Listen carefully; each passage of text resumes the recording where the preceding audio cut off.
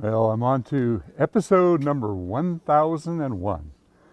I wanted to kind of preface this episode with a little bit about the advertising on my channel. I did accept the advertising that YouTube has offered us, and I do make a little bit of money off of it. Not a lot, but enough. And partly because if you don't accept the advertising to contribute to your well-being, they put the advertising up anyway, and you get nothing. So it's like you're damned if you do and damned if you don't. But what I really wanted to say right off the bat is, well, first off, let me back up. I got really frustrated with some social media, and I'm going to start blasting Facebook here. Facebook puts up so many disrespectful and dishonest and just blatant lies for ads that I got so frustrated that I shut off my Facebook. So I see these ads all the time, and I think to myself, wow, that looks like a really good item. And, I went ahead and I purchased a few of them. One was these special running socks. They were $29 with soles built in. It was a beautiful ad, but I got the socks, and I wouldn't have paid 10 cents for them. They were just a joke. So I lost the money on that one. I ordered a drone one time. It was a piece of crap. I just threw it away. I paid $300 for a really nice drone, and it was based upon the quality of the ad that I saw, and it was a Facebook ad.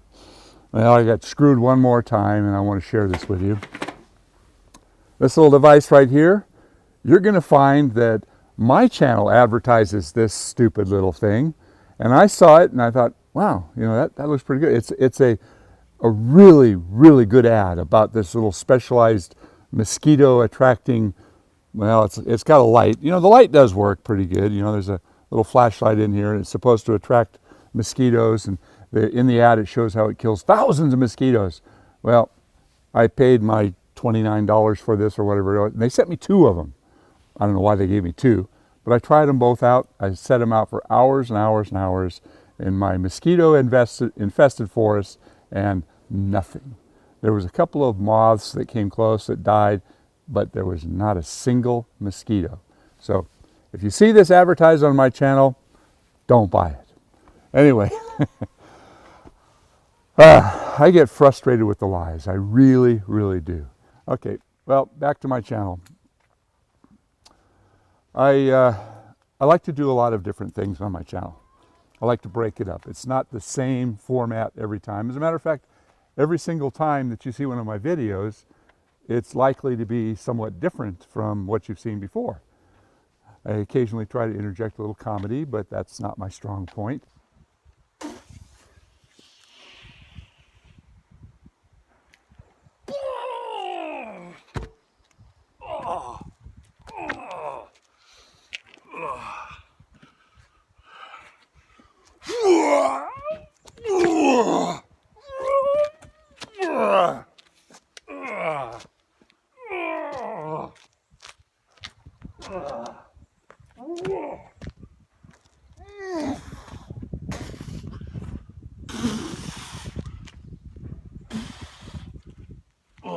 I do try to keep them unique.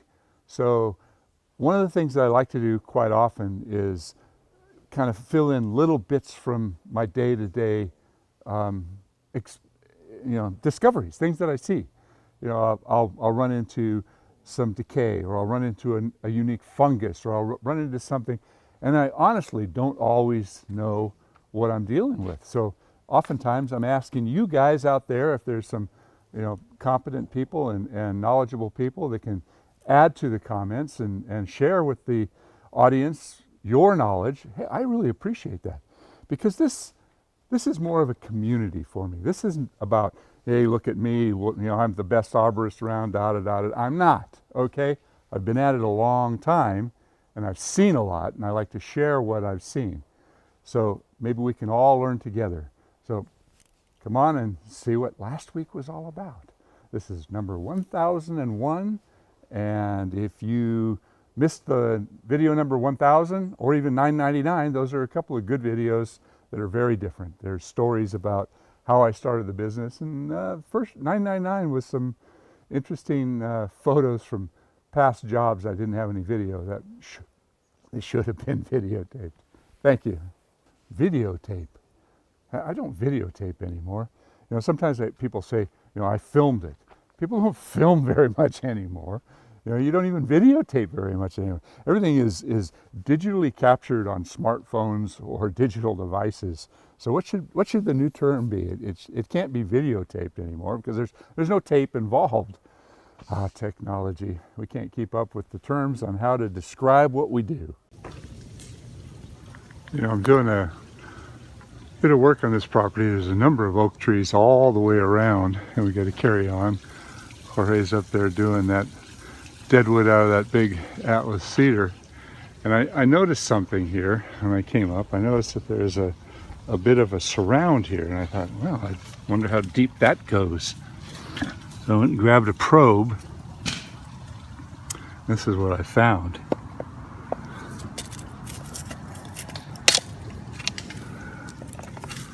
It goes down 2.5 feet down that little void there. And it's kind of surrounded by some sort of a wooden deck here with rocks on top of it. I was looking at the tree, and the foliage looks pretty good on the tree. But when I was looking up in the upper canopy, I noticed on this limb here and that limb up there, lots of black pitch oozing from the bark all the way up, which is not a good sign. That's an indicator of Phytophthora. I wonder if it's having anything to do with the base of the tree being buried. I know that this whole area has been raised up around this tree. How long that's been is a good question. And that this is a fairly recent addition to the landscape. You know, this tree would survive for many, many years before it succumbs to the grade change, the elevation change. But we've got the first signs of something going wrong out there. I'm kind of worried. Let me get up the tree and see what's going on. I'm just going to do a light clean out on this tree. I don't know how well you can see this, but this whole limb is putting out this black pitch, which is an indicator of the Phytophthora disease. This is a bit of a swelling and a little bit of cracking. If you look up over here, you can see that the bark is swelling right here, and there's more of the black pitch going up this way. It's not throughout the entire tree, but if it compromises this limb, that involves all of that up there, and that'll pretty much destroy the shape of the tree. And there's a lot of it over on this side as well. Everywhere I'm looking, like this whole part of the tree is infested. Infected, not infested, infected. Got another infection going on in here. This looks more like a slime flux. You can see the discoloration going on. There's something going on inside this really tight inclusion. I'm noticing a lot of ants in the tree, which is not uncommon, but it certainly is a nuisance for me. There's a lot of old wounds in this tree from when somebody cut this tree back before. And when I look up in the upper canopy, I see some decline in a lot of the branches. Looks like there was a big topping cut over there. It doesn't look like the tree was rounded over everywhere, but I see a lot of, it looks almost like canker disease, and there's bits of deadwood starting to develop throughout the whole tree. When I say canker disease, that's kind of a broad spectrum statement because I don't know exactly what it is, but when I see the bark declining like that, it's really hard to tell from this picture here. Let's see if we can see a little better shot of it. Yeah, it's just sort of working its way all the way down. And I see it up there too. It's a swelling, and some over here, kind of throughout the upper canopy in this whole section of the tree. We may be in trouble with this tree. I have a flowering plum, purple leaf flowering plum, And as you can see, it's got an area that just jettisons straight up out of this tree. And when I looked at the base of the tree, I could see that there is a little bit of an anomaly. I took out a few of these water sprouts in here to kind of clean it out. And this is a big water sprout. Now, there's nothing wrong with leaving a water sprout if it's filling in and becoming a branch, but this one is kind of growing so aggressively that it's taken over the whole top of the tree. And it's going to go to the sky where the rest of the tree is going to branch out and be more balanced. So I'm thinking I'm going to take this thing out. It'll probably leave a little bit of a hole up there, but I think in the long run it'll make for a better tree.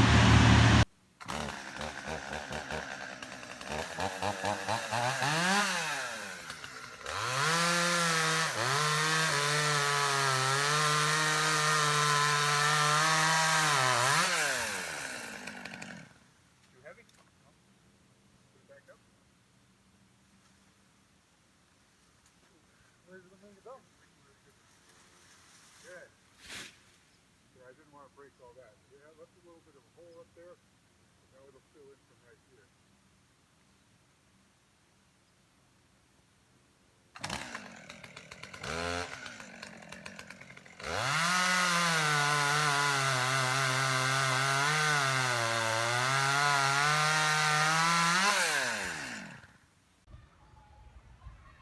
All right, so that was the decision that I made. And as you can see, it left a fair-sized hole in the middle of the tree here. But the part of the reason that I actually decided to do it is because that top was overshadowing all this foliage over here. And that became the dominant limb up there. You know, this could be argued either way. And if I was talking to Lucy, she'd probably say, you left a big hole, I'd rather not. But the way I see it is now this has a chance to fill in. And this branch right here will probably rise up a little bit. And I'd like to see what this looks like in a year or two. But big cut, kind of a radical decision. But water sprouts grow differently than the original framework of a trunk. And they're much more aggressive. And what's going to happen is we're going to get lots and lots of water sprouts coming off of this. And some people will say, well, why don't you cut it really, really close? Well, let's get back to the size of the wound. You want to make the wound as small as you possibly can without it being a stub. Is that a stub? A little bit. But if I get too close here, then I might be compromising the integrity of this part of the tree. If I cut it down all the way here, it would be a huge wound, which would severely compromise this. So that was the decision I made. That was the choice I made. I know it's going to be a massive water sprouts, which are easy to take off. But in time, I'm hoping that this will fill in. It is what it is. Sometimes we make decisions that are right. Sometimes we make decisions that may not be so right, but it was my decision. I have a unique, I'm presuming this is a fungus that I've never seen before. My first thought was it was a lichen, but it appears to have created a weakening and a softness.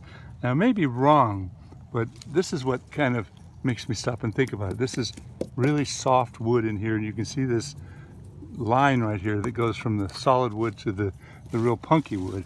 And that's the reason that this whole limb broke off.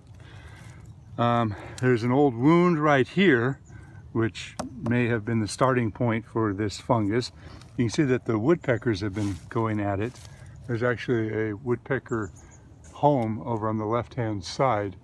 So this side of the tree is pretty much broken up, and there's a lot of fungus up in that section there. So we're going to end up taking off the left-hand side of the Y and all the dead wood out of the top of this tree and just retain this as a smaller single trunk up here and hope for the best.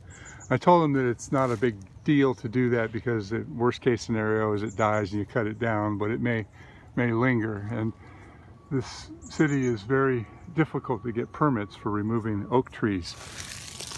Now this, you can see the white rot inside here, and there's a considerable amount of this white, you know, like I said, it looks like lichen on the outside, but it may be you know, the fruiting body of a fungus of some sort. So when I look at the tree over here,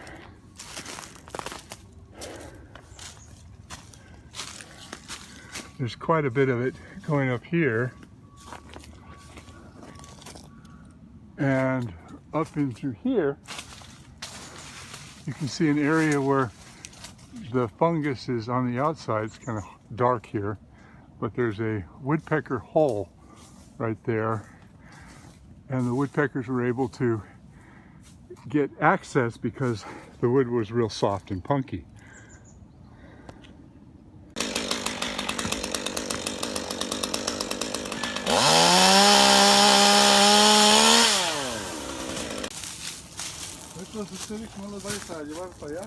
This is the back side of the piece that's split here, and you can see where in this punky wood, the woodpeckers are starting to build a nest. They build little caves inside the wood, so they find real soft wood. Or I see this a lot in the aspens, the quaking aspens up in the high Sierras. But on an oak tree, I think they have to find a spot where the wood is softer and punkier, which leads me to this fungus, which may be the reason that this branch broke. There's one other nest up there. We're going to look at it and see if there's any babies in it before we tear it out. Two nests? Yeah. You see two of them? One right here and one by the trunk, one below. Oh yeah, there's one down low, one down up here. Yeah, there might be babies in them. Check them. Yeah.